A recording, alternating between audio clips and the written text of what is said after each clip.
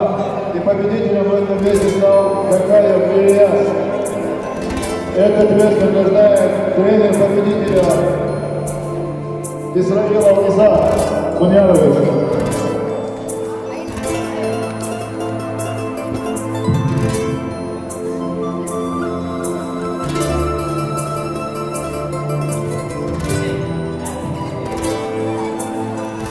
Degene herstaş yu alu Bay irsa deyine dü Lar yayla hovez çudalla Busul basa nok çiçü Bagdahna bersem nağila Valla vay mahiyajası Hasiye dali pita sirla Solayla hanok çiçü La ilahe illallah Lar yevez çudalla La ilahe illallah Busul basa nok çiçü